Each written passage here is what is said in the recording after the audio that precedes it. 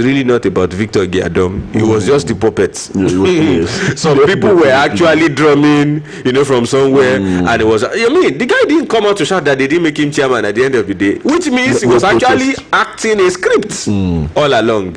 And that detour was wow. They just made this sharp detour, and everybody was like, "What?" And now Comrade Doshomole, with his experience in politics, didn't see this coming. They were focused on their dome. It was so unfortunate. That's why I said they got people. Distraction. Exactly. And the real moves were going on underneath. Everybody was looking at Giadom. It was never about Giadom. Where has he been now since that snake meeting? Nobody cares. Nobody knows. The deed has been done. I hope they learn their lessons and that they don't go back. And the next meeting did not end in a shouting match at all. I know. Our guy is involved. Moreover, he held in his house, so he who pays the piper. So that's it. Let's take more headlines. All right, banner headline of The Guardian on Saturday. Parents, teachers in a dilemma as Oluyole reopens schools on Monday. Movie suicidal, say parents. It's insensitive, and that's coming from the federal government. We are concerned about safety of teachers, pupils, admits NUT. Now, we are ready for any eventuality or your state government. Wow. That's the banner headline, the riders, front page of The Guardian this morning. We'll take that story. It's pretty important. COVID-19, Africa death toll, it's 9,103. As Nigeria records 684 fresh cases. And we have Lagos, Osun, threatening fresh lockdown. Sanwo-Olu approves 7 private labs. Page 10 of the Punch newspaper. Well, death toll in Africa is actually the death toll for some countries. It's even least. It's like maybe death toll for some states in some countries. Some countries. Yeah, not doing badly, really.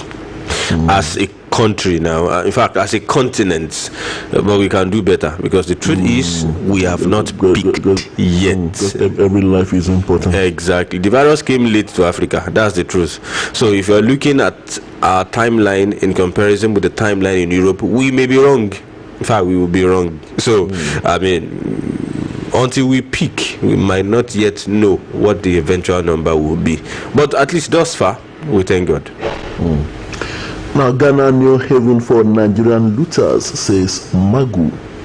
And we also have this one, attack on Nigerian embassy in Indonesia, disgraceful, says federal government.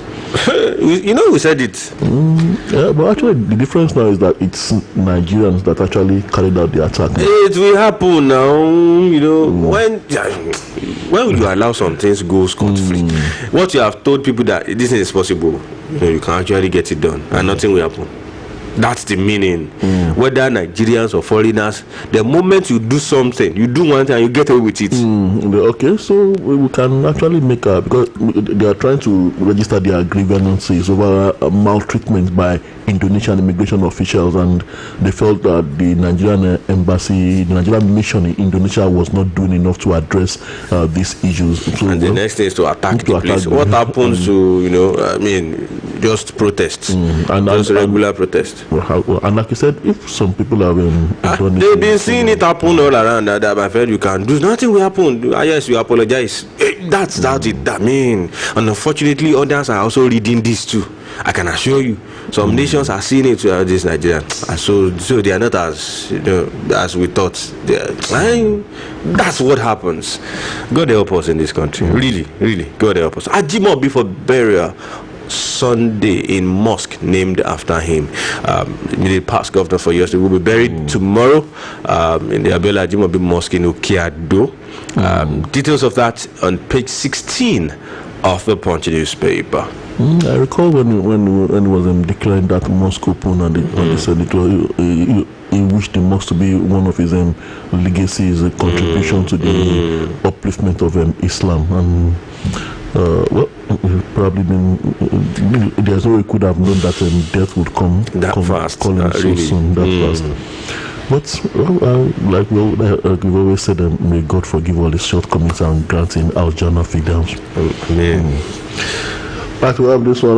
Baba Yaba is in the news again. He says, so I see his picture in front of me here too. yeah, definitely. He says Nigeria will remain insecure, unstable, stagnant, if not restructured. And that's coming from Obasanjo, former President Olusegun Obasanjo. The only thing is they didn't mention the restructuring thing here. No state is safe, secure anymore, says Obasanjo. Government kidnapped 9 travelers in Ondo, demand 100 million naira ransom.